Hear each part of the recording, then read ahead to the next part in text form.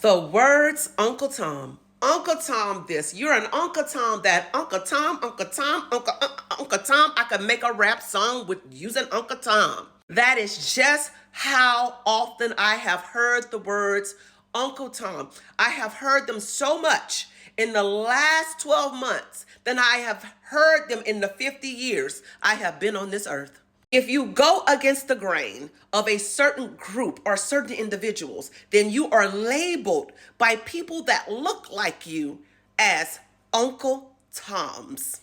Now, white extreme leftist liberals, not all people on the left side, but many, those extreme ones on the left side, when they hear another person that looks like me calling someone like me an Uncle Tom, they stay silent.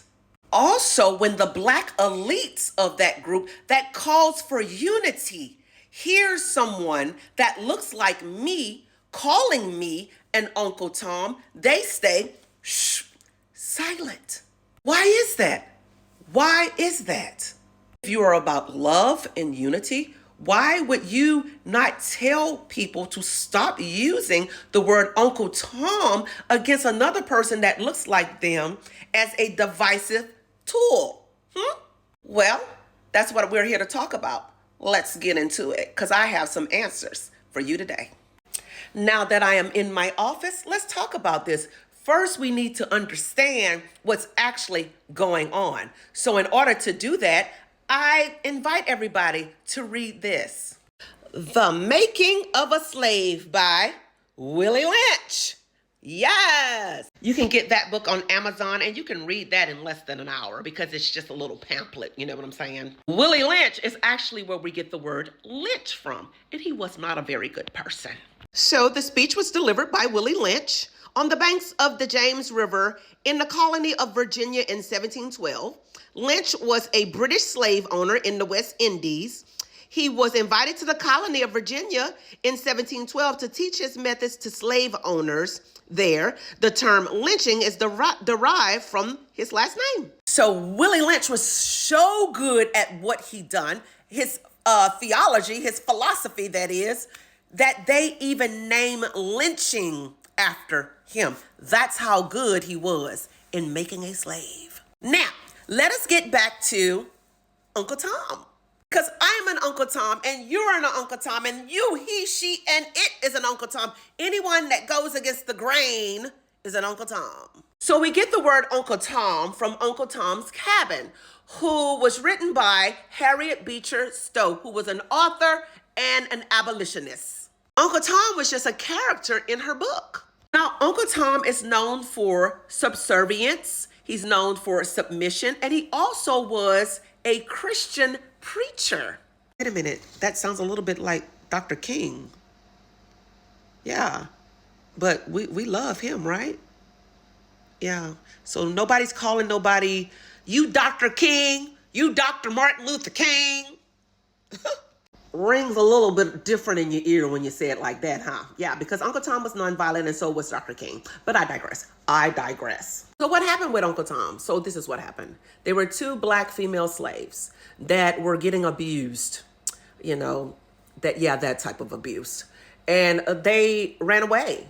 And Uncle Tom knew their whereabouts, but he would not disclose their whereabouts. He would not tell on them. He wouldn't snitch. So Uncle Tom was submissive. He was subservient. But one thing Uncle Tom wasn't, he wasn't a snitch. So what happened to Uncle Tom? Because he refused to give away the whereabouts of the two black female slaves, he was beaten to death. So Uncle Tom became, in my opinion, a martyr. He was killed because he wanted them to be free. Dr. King, never mind. I'm just making too much sense right about now. It's too much truth. TikTok may ban this one. So the white left extreme liberals never say anything about you calling me an Uncle Tom and you look like me, and they all about unity and such, and love is love and such, but they never tell you anything. Why? Because they are the taskmasters, okay? They are in charge, okay? And then the black elites on the Democratic plantation, they never say anything about you calling me that stuff. either, or anybody else that looks like me, that stuff, because they are the overseers. They go out, they ride the horses, and they do the bidding of the taskmasters. They keep you subservient, they keep you in submission. But many of us, like the hundreds of people that were at the White House when Trump was celebrating Black history with them, I believe on yesterday, and saying that he was making statues of people like Martin Luther King, Kobe Bryant, Frederick Douglass, Muhammad Ali, and stuff like that. Oh, y'all missed that? Yeah, CNN not gonna play that. But I digress. All those people that you call Uncle Toms and people like me that you call Uncle Toms, we are the Black females that escaped. But also we are those Uncle Toms as well, because we're taking beatings from you. We're taking beatings from the words that you put out of your mouth against us, all because we want you to escape along with us, but you refuse.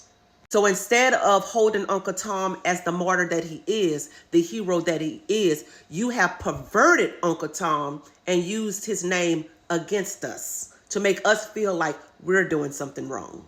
But you would know that if you picked up the book, Uncle Tom's Cabin, and read for yourself, and not just go by what somebody's telling you to think or feel or believe or see. But I digress. So, the next time you call somebody an Uncle Tom, make sure you replace that. You Martin Luther King. You Martin Luther King. You Harriet Tubman. You Harriet Tubman. Because what we're going through right now and what you're putting us through, it's all for the price of freedom to get you free like we free. So, this was Speak Your Voice First. Miss Miller with a Black History moment.